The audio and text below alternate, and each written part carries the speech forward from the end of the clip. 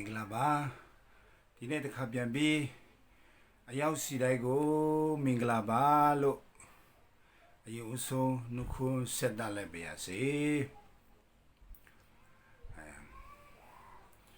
ဒီချိန်မှာကျွန်တော်တို့မြန်မာနိုင်ငံတိုက်သူပြည်သား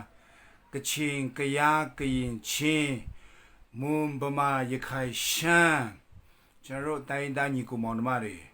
အရောက်စီတိုင်းဟာရင်ပတ်ချင်းတူသွားပါပြီလို့ကျွန်တော်တို့စီလုံးမိသွားပြီဒီမတရားနဲ့စစ်ကောင်စီအာဏာသိမ်းတဲ့စစ်အစိုးရမြေအောင်လိုက်စစ်တပ်ကြောင့်မြန်မာတမိုင်းမှာတခါမှဒီကဲ့သို့ကချင်ကယားကရင်ချင်းမွန်ဗမာရခိုင်ရှမ်းတိုင်းသားညီကိုမောင်နှမတွေတခါမှတွေးမစည်းမိဘူးဒီတခါတော့ကျွန်တော်တို့တကယ်ကိုစီးလုံးမိသွားပြီကျွန်တော်တို့ရဲ့အုံနောက်တွေကျွန်တော်တို့ရဲ့အတက်တာမှာဒီလိုမျိုးကာစီးထားတဲ့ကျွန်တော်တို့ရဲ့ဂျင်းကျွန်တော်တို့ရဲ့ဝါဒမိုင်းတိုက်ချင်းလူမျိုးရေးမိုင်းဘာသာရေးမိုင်းနိုင်ငံရေးမိုင်းရှိသမျှမိုင်းတိုက်ခံရတဲ့ဘဝကနေကျွန်တော်တို့ညီကိုတွေအကုန်လုံးလွတ်မြောက်သွားပြီဖြစ်တယ်မနေ့ကအခြေအနေကိုကြည့်တဲ့အချိန်မှာသူတို့ကပေါ်တင်ကိုကြော်ညာပြီးမှကျွန်တော်တို့ပြည်သူတွေကိုပြစ်မယ်လို့ပြောတယ်သူတို့မင်းအွန်လိုင်းနဲ့အပေါအပါတွေကိုယ်တိုင်လူတက်ဖို့အတွက်အခွင့်ပေးတဲ့အစိုးရဖြစ်တောင်းချမ်းသူအဖွဲ့ဖြစ်သွားပြီဒါမဲ့သူတို့မတိလိုက်တာကကျွန်တော်တို့ပြည်သူတွေကိုကြောက်စိတ်ထည့်ပြီးမှကျွန်တော်တို့တိုင်းသားပြည်သူတွေကြောက်သွားမလားသူတို့လက်နဲ့အုပ်ချုပ်လို့ရမလားဆိုပြီးသူတို့စမ်းတာဖြစ်တယ်အခုထိလဲသူတို့မှာအဲ့ဒီနီလန်တလမ်းပဲရှိတယ်သူတို့မှာအခြားနီလန်မရှိဘူးသူတို့မှာပြည်သူတွေကိုမကြောက်ကြအောင်လက်နဲ့ဖိပြီးမှအုပ်ချုပ်ဖို့တနည်းပဲရှိတယ်ဒါမဲ့သူတို့မတိတာကျွန်တော်တို့ပြည်သူတွေရဲ့ဆုံးဖြတ်ချက်ကိုကျွန်တော်တို့သူတို့မတိဘူးကျွန်တော်တို့ပြည်သူတွေရဲ့ခံယူချက်ကိုသူတို့မတိဘူးကျွန်တော်တို့ပြည်သူတွေဟာဒီနေ့ကျွန်တော်တို့ရှိနေတဲ့ generation Z ဖြစ်တဲ့ကျွန်တော်တို့ပြည်သူတွေ XYZ ကအစကျွန်တော်တို့ကိုဘယ်နိုင်ငံရေးပါတီဘယ်လက်နက်ကိုင်ဘယ်လူမျိုးဘယ်နိုင်ငံမှာကျွန်တော်တို့ကိုတွေးခွဲလို့မရတော့ဘူးဆိုတာသူတို့မတိဘူးကျွန်တော်တို့ရဲ့အာသာချက်ကအကြီးမားဆုံးအာသာချက်ကကချင်ကယားကရင်ချင်းမွန်ဗမာရခိုင်ရှမ်းဒီနေ့ကျွန်တော်တို့တိုင်းရင်းသားညီကိုတွေတွေးမကွဲတော့ဘဲနဲ့ဘဒူပြောလုံးဝကိုကျွန်တော်တို့ကတွေးမကွဲတော့ဘူး Higgsfield လို့ခေါ်တဲ့အမုန်းတရားကိုလည်းကျွန်တော်တို့ပြောလို့မရတော့ဘူးအရင်ကသူတို့ထောင်ခဲ့တဲ့ဆိုင်ဖို့လို့ပေါ့ဘဒူခွဲဒူမကွဲအမဲစီလုံးမီဆိုတာသူတို့တတ်မတော်တယ်မဟုတ်ကျွန်တော်တို့ပြည်သူတွေအတွက်သူတို့ထောင်ခဲ့တဲ့ဆိုင်ဖို့ဖြစ်တယ်ဆိုတော့ကျွန်တော်တို့ပြည်သူတွေစုစည်းမိသွားတယ်ကျွန်တော်တို့ပြည်သူတွေရင်ဘတ်တူသွားတယ်ကျွန်တော်တို့ပြည်သူပြည်သားတွေတယောက်နဲ့တယောက်ခံစားချက်တည်သွားတယ်ကျွန်တော်တို့ကချင်ကယားကရင်ချင်းမွန်ဗမာရခိုင်ရှမ်းတယောက်နဲ့တယောက်ရဲ့ငူတန်ကိုတယောက်ကကြားသွားတယ်တယောက်ရဲ့ခြေကွဲတန်ကိုတယောက်ကကြားသွားတယ်တယောက်ရဲ့မျက်ရည်ကိုတယောက်ကတွေ့သွားတဲ့အချိန်မှာကျွန်တော်တို့အနာဂတ်ဖက်ဒရယ်ပြည်ထောင်စုမြန်မာနိုင်ငံကိုဘယ်သူမှတွေးခွဲလို့မရတော့အဲ့ဒါကျွန်တော်တို့နံပါတ်1အောင်မြင်ခြင်းဖြစ်တယ်နံပါတ်2ကကျွန်တော်တို့ကိုဒီမအားလာမင်းအောင်လာရဲ့ mix တရေတစေတတ်မှမဟုတ်ဘူးရုရှားနဲ့တရုတ်လာပေါင်းပါစေဦးတော့သူတို့ရုရှားတို့တရုတ်တို့ဗီယက်နမ်တို့လာအိုတို့ဘင်္ဂလားဒေ့ရှ်လို့ခေါ်တဲ့အဲ့ဒီဘင်္ဂလီအစိုးရကအစအဲ့ဒီအိန္ဒိယအစိုးရကအစသူတို့အကုန်လုံးပေါင်းပြီးတိုက်တော့မှကျွန်တော်တို့မြန်မာပြည်သူကိုသူတို့မနိုင်တော့ဘူးကျွန်တော်တို့မြန်မာနိုင်ငံပြည်သူပြည်သားတန်း90ကိုသူတို့ဘလူတိုက်မနိုင်တော့ဘူးကျွန်တော်တို့ရဲ့စိတ်ဓာတ်ကအမြင့်ဆုံးကိုရောက်သွားပြီကျွန်တော်တို့ရဲ့ဆုံးဖြတ်ချက်ကချပြီးသွားပြီဖြစ်တဲ့အတွက်ကြောင့်ကျွန်တော်တို့ဒီလိုမျိုးဆုံးဖြတ်ချထားတဲ့တိုက်သူပြည်သားတွေကိုဘယ်အစိုးရမှမနိုင်ဘူးသူတို့မင်းအွန်လိုင်းလိုမျိုးပါချင်မပြောနဲ့အမေရိကန်အစိုးရတော်မှကျွန်တော်တို့တိုက်လို့မနိုင်တော့ဘူးအမေရိကန်အစိုးရမပြောနဲ့ UN 2ปีดองကျွန်တော်တို့ပြည်သူတွေရဲ့ယုံကြည်ချက်ပြည်သူတွေရဲ့ခံယူချက်ပြည်သူတွေလူလားနေတဲ့ Federal ပြည်ထောင်စုအိမ်မက်ကိုဘေးကပအစိုးရမှရိုက်ချိုးလို့မရတော့အဲ့ဒါကျွန်တော်တို့ရဲ့အကြီးမားဆုံးအောင်မြင်ချက်ဖြစ်တယ်နားလေတယ်အခုချိန်မှာဒါကေတာမှာရောမြောက်တကူမှာရောအနေရတကမှာမြောက်ဥက္ကလာပမှာရောနိုင်ငံတဝန်းမှာအသက်ပေးနေကြတယ်တကယ်ကိုစိတ်မကောင်းစရာပဲသူတို့ကျွန်တော်တို့မြန်မာနိုင်ငံကိုဆက်လက်ပြီးမှစစ်အာဏာရှင်နဲ့အုပ်ချုပ်ခြင်းနဲ့မြန်မာနိုင်ငံကို2008အခြေခံဥပဒေအောက်မှာဆက်ပြီးဆွဲသွေးခြင်းနဲ့ဆိုရင်ကျွန်တော်ပြည်သူ54တန်းကို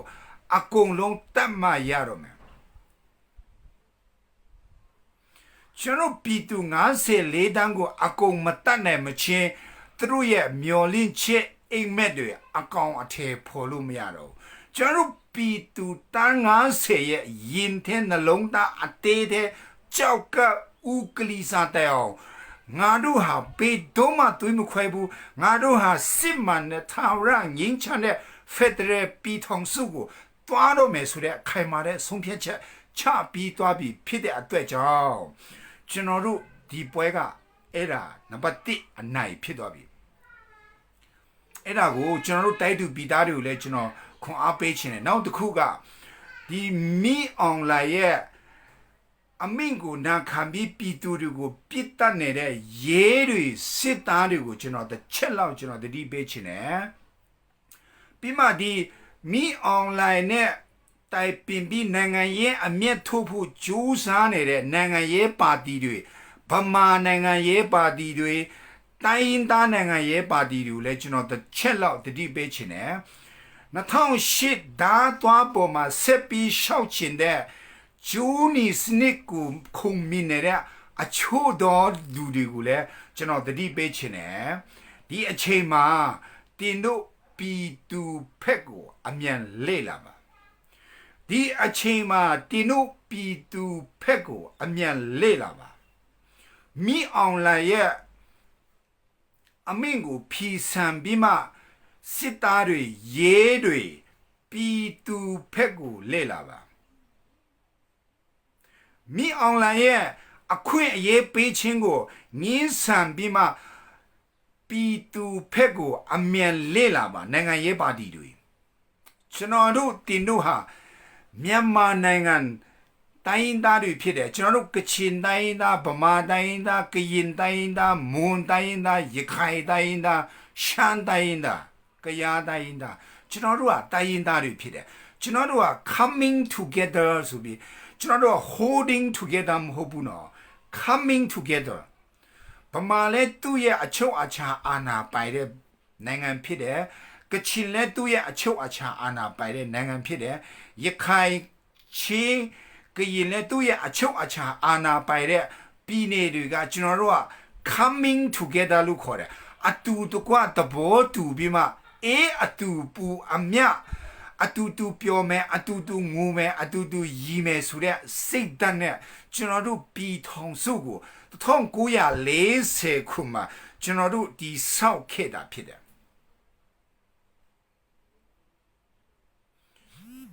ကျွန်တော်တို့ကချင်ကရင်တွေပဲတိုင်းသားမို့ဗမာလည်းတိုင်းသားဖြစ်တယ်တကယ်လို့ဗမာနိုင်ငံဆိုပြီးတတ်တီထောင်တော့ဗမာကတိုင်းသားမလို့သူ့ဗမာကချင်လည်းသူ့နိုင်ငံတတ်နေတော့သူကတိုင်းသားမို့သူ့နိုင်ငံသားကချင် citizen အခုကျွန်တော်တို့ကရှေ့တည်းများကချင်ကယားကရင်ချင်းမွန်ဗမာရခိုင်ရှမ်းကစုပေါင်းပြီးကျွန်တော်တို့နေထိုင်တဲ့အတွက်ကျွန်တော်တို့ကမြန်မာ citizen ဖြစ်တယ်ကျွန်တော်တို့ကမြန်မာ national ကျွန်တော်တို့မြန်မာ national ဖြစ်တယ်အဲ့ဒါကိုအခုတနက်ကင်နေတဲ့ရဲတွေစစ်သားတွေသဘောပေါက်ပါမိအွန်လိုင်းကိုကပ်ဖာရဖာနဲ့အခွင့်အရေးရဖို့နိုင်ငံရေးအမျက်ထုတ်ခြင်းနဲ့နိုင်ငံရေးပါတီတွေဒီအချိန်မှာအမြန်ဆုံးပြည်သူတွေနဲ့ဖက်ကိုလေ့လာပါကျွန်တော်တို့က coming together ဖြစ်တယ်ถ้าပြောမယ်နော်ဒီစကားကအရန်တန်ဖို့ရှိတယ်ကျွန်တော်တို့က coming together ဖြစ်တယ် we are not holding together, we are coming together, stay together. So now, ဒီအချိန်မှာတင်မဆုံးဖြတ်ဘူးဆိုရင်တင်နဲ့တင်ဟာမြန်မာစစ်မှန်တဲ့ Federal ပြည်ထောင်စုအထက်ကနေအမွေပြက်ဆွတ်လွတ်ခြင်းကိုတင်ခံရတော့နဲ့ရောက်လာလိမ့်မယ်လက်နဲ့ကြိုက်ပြီးပြည်သူတွေကိုပြစ်တတ်နေတော့ရဲတွေစစ်သားတွေအဲ့လိုမျိုးလက်နဲ့ကြိုက်ပြီးပြည်သူကိုပြစ်တတ်နေတဲ့ရဲတွေစစ်သားတွေနဲ့သဘောတူပြီးမှသူတို့နဲ့ပေါင်းဖော်နေတဲ့ဗမာနိုင်ငံရေးပါတီတွေတိုင်းရင်းသားနိုင်ငံရေးပါတီတွေအမြန်ဆုံးနောင်တရပြီးမှပြည်သူဖက်ကိုအမြန်လက်ခဲ့ပါပြည်သူဖက်ကိုအမြန်လက်ခဲ့ပါဒီအချိန်မှာဒီအခြေအနေကိုစောင့်ကြည့်နေပါတယ်ကျွန်တော်တို့စောင့်ကြည့်နေပါတယ်ဆိုတဲ့အချိန်မဟုတ်တော့ဘူးအချိန်တွေလွန်လာပြီတိတ်မကြတော့ဘူးဒီအချိန်မှာတင်းရဲ့အနာဂတ်မှာတင်းဟာလူကဲ့သို့အသက်ရှင်ဖို့အတွက်ကျွန်တော်တို့မြန်မာနိုင်ငံလူမှုအတိုင်းအဝဲမှာတိတ်ခါရှိတင်းရဲ့သားစီမဲဆက်ဆက်လက်ရှင်တန်နိုင်ဖို့အတွက်တင်းဟာမန်ကန်နဲ့ဆုံးဖြတ်ချက်ကိုချမဲ့အချိန်ဖြစ်တယ်တင်းရဲ့သားစီမဲဆက်ကအတ္တမလူတွေနဲ့ပေါင်းဖော်တဲ့မဲဆက်တွေတားမြီးတွေဖြစ်တယ်ဆိုတဲ့အမဲဆက်နဲ့မြန်မာတမိုင်းတဲ့ရှောက်မှာရာဇဝင်အတင်ခံပြီးနေမလားနှုတ်မဟုတ်ရဲ့အော်သူသားသမီးတွေဟာပြည်သူတွေငိုကြွေးတဲ့အချိန်မှာသူ့ရဲ့ဘူဘေးတွေဟာပြည်သူမျက်နှာကြည့်ပြီးပြည်သူဖက်လေလာတော့ပြည်သူချစ်တော်နိုင်ငံရေးပါတီတွေဖြစ်တယ်ပြည်သူချစ်တော်လက်နက်ကိုင်တွေဖြစ်တယ်ဆိုတဲ့ဂုံပုတ်ရာဇဝင်ကိုတင်ရဲမလားဆိုတာတင်ဒီချင်းမှာဆုံးဖြတ်ရမယ့်အချိန်ဖြစ်တယ်ကျွန်တော်ဘယ်သူမှမမုန်းဘူးလူတိုင်းကိုချစ်တယ်ဗမာလူမျိုးကြီးဝါဒလက်ကင်ထားတဲ့ဗမာပါတီကိုလည်းချစ်တယ်လို့တိုင်းသားအကျိုးငါတို့လူမျိုးအကြီးအကျိုးစီးပွားကလွဲပြီးဘသူအကျိုးစီးပွားမှာနံပါတ်1မရှိဘူးလို့လက်ကင်ထားတဲ့တိုင်းသားပါတီတွေကိုလည်းချစ်တယ်လူတိုင်းကိုချစ်တယ်ဒါမဲ့ဒီဟာကကျွန်တော်တို့ဒီအချိန်မှာဒါကလူမျိုးနဲ့မဆိုင်ဘူးဘာသာနဲ့မဆိုင်ဘူးဒါကအမျိုးသားရေးဖြစ်တယ်ဒါကလူသားမျိုးနွယ်စုနဲ့ဆိုင်တဲ့အရေးဖြစ်တဲ့အတွေ့အကြောင်းကျွန်တော်ဒီစကားပြောရတာဖြစ်တယ်ကျွန်တော်ဒီဘဒုရဲ့လက်အောက်ခံဘယ်တည်င်းဌာနလက်အောက်ခံဘယ်နိုင်ငံရေးပါတီလက်အောက်ခံဘယ်လက်နက်ကိုင်ရဲ့ဩဇာခံမဟုတ်ပါဘူးကျွန်တော်ဟာလမ်းပေါ်မှာတည်နေတဲ့အသက်ပေးနေတဲ့စော်ကားခံနေတဲ့ပြည်သူတွေရဲ့ဖက်မှာရက်တည်ပြီးမှ free speaker အနေနဲ့ရက်တည်နေတာဖြစ်တယ်အဲကြောင့်တင်းကိုကျွန်တော်တောင်းပန်ခြင်းနဲ့တင်းတို့ကိုကျွန်တော်တကယ်ကိုတိုက်တွန်းခြင်းနဲ့စေတနာနဲ့ပြောတာဖြစ်တယ်တင်းစဉ်းစားချိန်တန်ပြီးကျူးနီစနစ်ကိုခုံမြင်ပြီးဖက်တွယ်ခြင်းနဲ့တော့2008ဓာတ်သွားပေါ်မှာဆက်ရှောက်ဖို့အိတ်မက်စစ်ကူးနေတော့ကျူးနီတမားတွေအဲ့ဒီကျူးနီစနစ်ကိုဖျက်ပြီးမှပြည်သူမျက်နှာကိုအမြန်ကြည့်ပါတင်းတို့ရဲ့ကိုကျိုးစီးပွားတင်းတို့ရဲ့ပါတီအောင်နိုင်ရဲ့တင်းတို့ရဲ့လူမျိုးကောင်းစားရဲ့အတွက်အသက်မဲ့ပြည်သူတွေဘယ်နှယောက်အသေးခံပေးရအောင်မလဲကိုရဲ့ချီတေးတော့ကိုထမင်းတော်ရှာမစားတတ်တဲ့ကလေးတငယ်တွေဘိုက်ကြီးတေးတွေမုတ်ဆိုးမတွေအဖိုးကြီးအဖွားကြီးတွေမိန်းမတွေဘယ်နှယောက်ထပ်ပြီးအစော်ကားခံနေရအောင်မလဲ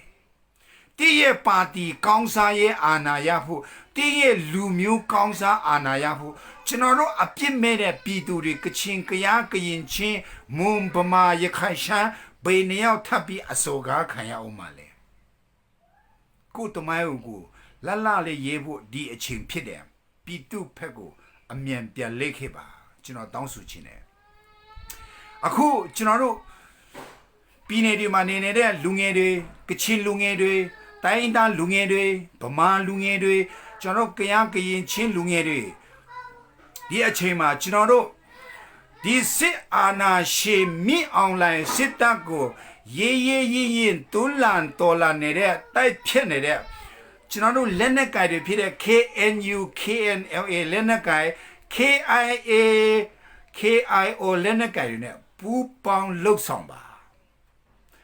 တင်ရတဲ့နီးနဲ့သူတို့စီမှာတွားလို့ရရင်တွားပူပေါင်းပါစစ်ပညာတင်ယူပါနောက်တစ်ချိန်မှာ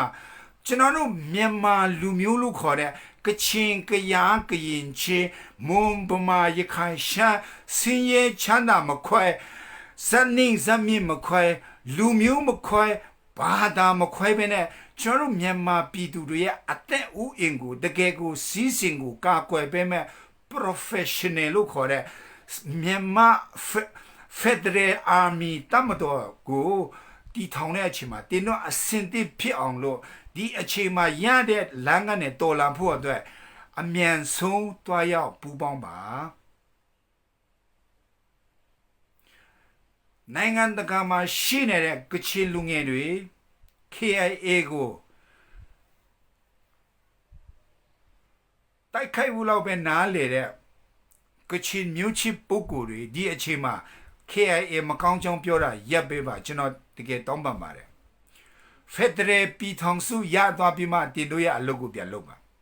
ဒီအချိန်မှာကျွန်တော်တို့ကတယောက်နဲ့တယောက်တိုက်ခိုက်နေမယ့်အချိန်မဟုတ်ဘူးကျွန်တော်တို့ကတယောက်နဲ့တယောက်ပူးပေါင်းပြီးမှအာဏာရှင်ကိုတွန်းလှန်ရမယ့်အချိန်ဖြစ်တယ်ဒီအချိန်မှာတင်တိုက်ခိုက်နေဆိုတင်ဟာအမျိုးသားတစ္ဆာဖောက်ဖြစ်တယ်ဒီအချိန်မှာပြည်သူတွေရဲ့ငိုကြွေးတန်ပြည်သူတွေရဲ့ဝမ်းနည်းတန်ကိုမခံစားနိုင်လို့ KIA KIO တမတော်ပြည်သူတမတော်ဟာဒီမဟာလာစစ်တပ်ကိုလက်စားချေနေတဲ့အချိန်ဖြစ်တယ်မနေ့ကဖကမှာပြစ်တယ်ဒီမနေ့ဖကကိုမှရှိတဲ့ရေးတရင်တွေကိုဖြုတ်ပလိုက်တယ်ဝန်သိမ်းပလိုက်တယ်ချက်ချင်းလက်စားချေနေတယ်အဲ့ကြောင့်ကချင်ပြည်မှာရှိတဲ့ဒီမဟာလာစစ်ကောင်စီနဲ့ပူပေါင်းလှုပ်ရှားဖို့စဉ်းစားနေတဲ့လူမျိုးစုတွေနိုင်ငံရေးပါတီတွေမဟာလာရဲ့စကားကိုနားထောင်ပြီးမှ CDM လုပ်နေတဲ့အစိုးရပြည်သူဝန်ထမ်းတွေကိုချင်းလာဟင်းလာဟောက်လာလုပ်နေတဲ့မဟာလာလက်ကဲတို့တွေတည်ထားပါ KIA လို့ခေါ်တဲ့ပြည်သူတမတော်ကချက်ချင်းလက်သုံးပြတ်နေတယ်ဆိုတာဒီနေ့ဖက်ကန်ဖြစ်စဉ်ကိုတင်ကြည့်တင်းရဲ့အင်တကားနားမှာသူတို့ရောက်နေတယ်ဆိုတာတင်တိပါနောင်တရပါ CDM လုပ်နေတဲ့ပြည်သူဝန်ထမ်းတွေကိုတင်တည်င်းပေးချေချင်းချောက်ချေဖန်စီဖို့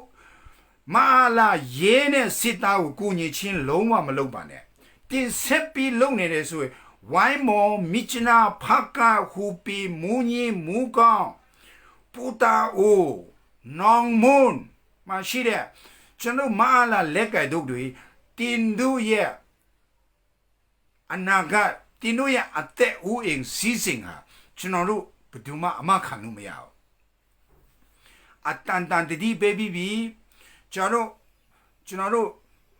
ရဝမ်တန်ကူတမျိုးသားလုံးကိုကူစားမပြုတ်တဲ့တန်ကူတန်ပီတုစစ်လက်နက်ကဲအဖွဲ့တွေပြည်သူတွေကိုချင်းချောင်းနေတဲ့ဖန်ဆီးနေတဲ့လုပ်ရက်ကိုချက်ချီရက်ပြီးပြည်သူတွေနဲ့ပူးပေါင်းပေးပါအခုထိကျွန်တော်တို့ရှမ်းနီတွေရဲ့မူညင်းဟူပြမှာကျွန်တော်တို့ရှမ်းနီပြည်သူတွေအသက်ခံနေရတော့မတိကျူးကျွန်းပြုတ်နေတဲ့ကျွန်တော်တို့ရှမ်းနီလက်နက်ကိုင်တွေဒီအချိန်မှာပြည်သူနဲ့အမြန်ပူးပေါင်းပါအမြန်ဆုံးပြည်သူမျက်နှာကိုကြည့်ပါတင်တို့ကိုကျွန်တော်တို့ပြည်သူတွေကြိုးဆိုနေပါတယ်လုံးဝမမုန်းဘူးတန်ကူတန်ပြည်သူစစ်ကျွန်တော်တို့မမုန်းဘူးလက်ကမ်းကျူဆူနေတယ်ရှမ်းနီလက်နက်ကိုင်အဖွဲ့တွေကျွန်တော်တို့ပြည်သူတွေကချင်ပြည်သူတွေကျူဆူနေတယ်ပြီးမှဦးဆွေမြင့်လို့ခေါ်တဲ့ကျွန်တော်တို့လီဆူလူမျိုးစုကိုကူစားမပြုတ်တဲ့လီဆူဒူးလေပါတီအခုချက်ချင်းပြည်သူဖက်ကိုဘက်ပြောင်းခဲ့ပါပြည်သူဖက်ကိုဘက်ပြောင်းခဲ့ပါနှုတ်မဟုတ်ရင်တင်းအတွက်အခြေအနေမကောင်းဘူးကျွန်တော်တို့တင်းကိုလက်ကမ်းကျူဆူနေတယ်ကချင်ပြည်မှာရှိတဲ့စစ်တမအားလာအပေါင်းအပါနဲ့ပူပေါင်းလှုပ်ရှားဖို့ကြံစီနေတဲ့တိုင်းရင်းသားပါတီတွေတခြားလူမျိုးစုပါတီတွေဒီအချိန်မှာကျွန်တော်ပြည်သူဖက်ကိုအမြန်ပူပေါင်းပါမအားလာနဲ့လက်သွဲဖြုတ်ပါအခြားပြည်နယ်တွေအခြားတိုင်းဒေသကြီးတွေရန်ကုန်မန္တလေးမှာရှိတဲ့နိုင်ငံရေးပါတီတွေဗမာပါတီတွေပြည်သူမျက်နှာကိုအမြန်ကြည့်ပါပြည်သူနဲ့အမြန်ပူးပေါင်းပါကျွန်တော်တို့တင်တို့ကို လက်ကန်ကျူနေတဲ့အချိန်မှာအမြန်ဆုံးပူပေါင်းပါတင်းတို့တမိုင်းကိုလလပပရေးဖို့တင်းတို့ရဲ့ဆွေစီမြို့ဆက်တားစီမဲဆက်တမိုင်းလပဖို့ရတဲ့ဒီအချိန်တင့်အတွက်အခွင့်အရေးဖြစ်တယ်ကျွန်တော်နောက်ဆုံးတစ်ခုပြောမယ်2008ဖွဲ့စည်းပုံနာဂစ်ဖွဲ့စည်းပုံတားသွားပေါ်မှာရှောက်နေတော့လူတွေတယောက်မှမလွတ်ဘူးအကုန်လုံးအဲ့ဒီတားသွားနဲ့စူးပြီးမှအသက်ဝရဇင်ချုပ်ရလိမ့်မယ်ကျွန်တော်ပြောမယ်မင်းအွန်လိုင်းနဲ့အပေါင်းအပါရဲ့လှုပ်ဆောင်ချက်တွေအကြံအစီတွေလုံးဝမအောင်မြင်ဘူးမယုံရင်လမ်းပေါ်မှာထွက်နေတဲ့ပြည်သူတွေကိုကြည့်ပါ10ယောက်တည်းအယောက်100တက်လာတယ်အယောက်100ပြစ်တဲ့ဒီစစ်အာဏာရှင်ကိုတွန်းလှန်ဖို့အယောက်1000ကအတေခံဖို့အစင်တင်ဖြစ်နေတယ်ဆိုတာတင်တို့ခေါင်းထဲမှာထည့်ထားပါတင်တို့အယောက်1000ပြစ်တဲ့အယောက်1000ဟာစစ်မှန်တဲ့ဖက်ဒရယ်ပြည်ထောင်စုရရှိရေးအာဏာရှင်ပြုတ်ကျရဲ့အတွက်အယောက်1000မကဘူးတသိန်းတသန်းအတေခံဖို့ပြည်သူတွေအကုန်လုံးဆုံးဖြတ်ထားပြီးသားဖြစ်တယ်ဆိုတာတင်တို့ခေါင်းထဲမှာမှတ်ထားပါတင်တို့အဲ့ဒီအလက်အလာကိုကြည့်မိတယ်တင်တို့ပညာရှိတယ်ဆိုရင်တင်တို့တည်လိမ့်မယ်တင်တို့လုံးဝမအောင်မြင်စေရဘူးမင်းအောင်လိုက်အောင်မြင်သွားရင်အာနာတိန်နာအောင်မြင်ပြီးကျွန်တော်တို့မြန်မာနိုင်ငံစစ်ဖနက်အောက်ကိုပြန်ရောက်တယ်ဆိုရင်ဒီကဘာပြက်မဲ့နေပဲလုံးဝမြန်မာနိုင်ငံပြန်ပြီးစစ်ကြုံဘဝကိုလုံးဝမစင်ဘူးဆိုတဲ့အရာကိုအဖိုးကြီးအဖွားကြီးကအစစကားတော့မပြောတတ်တဲ့တလုံးနှလုံးကောင်းကွဲအောင်မပြောတတ်တဲ့ကလေးကအစဆုံးဖြတ်ထားတဲ့ဆိုတာဒီလိုတည်ပါအဲကြောင့်ဒီချိန်မှာတကယ်ကိုစေတနာမေတ္တာနဲ့ကျွန်တော်ဖိတ်ခေါ်နေခြင်းဖြစ်တယ်ကျွန်တော်ပြည်သူတွေတင်တို့ကိုမုန်းလို့ကျွန်တော်တော်လာရင်လုံနေတာမဟုတ်ဘူးကျွန်တော်တို့မုန်းတာကမတရားတော့စစ်အာဏာရှင်မတရားပဲနဲ့လူတွေကိုတပ်ဖြတ်နေတဲ့အာဏာရှင်ကိုကျွန်တော်မုန်းနေတာဖြစ်တယ်တပြိုင်တည်းထည့်ပြောမယ်ဂျူနီစနစ်ကိုလည်းကျွန်တော်ပြည်သူတွေမုန်းတယ်တပါတီအာဏာရှင်စနစ်ကိုလည်းမုန်းတယ်ဒီမိုကရေစီအာဏာရှင်စနစ်ကိုလည်းကျွန်တော်ပြည်သူတွေမလိုချင်တော့ဘူးလူမျိုးရဲ့အာဏာရှင်စနစ်ကိုလည်းမလိုချင်ဘူးဘာသာရဲ့အာဏာရှင်စနစ်ကိုလည်းကျွန်တော်ပြည်သူတွေမလိုချင်တော့ဘူးအင်းထောင်အထဲမှာတော့မှအာဏာရှင်ကျွန်တော်မလိုချင်တော့ဘူးဆုံးဖြတ်ချက်ချထားပြီးရောကျိတ်နေတဲ့အချိန်ဖြစ်တဲ့အတွက်ကြောင့်တင်းဒီရောပြီးအကျိတ်မခံရပါမည်အကြောင်းဒီအချိန်မှာနောင်တရပါလို့နိုင်ငံရေးအဖွဲ့အတီးတီးကိုတော့ကောင်းဘာသာရေးအဖွဲ့အတီးတီးကိုတော့ကောင်း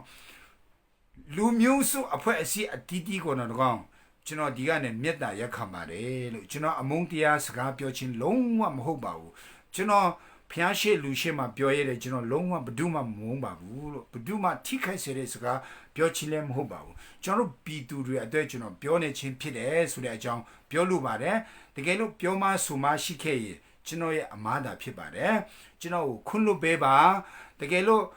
ခွန်းမလို့နိုင်ဘူးအကျွေးလို့တင်တို့တတ်မှတ်တယ်ဆိုရင်ຫນွေဦးတော်လာရဲ့အကျွေးဖြစ်တယ်လို့ပဲမှတ်ယူပေးပါလို့ကျွန်တော်ရဲ့အကျွေးကိုလမ်းပေါ်မှာတင်နေကြတဲ့ကျွန်တော် generation C ကလေးတငယ်တွေပြန်ဆက်ပေးလိမ့်မယ်လို့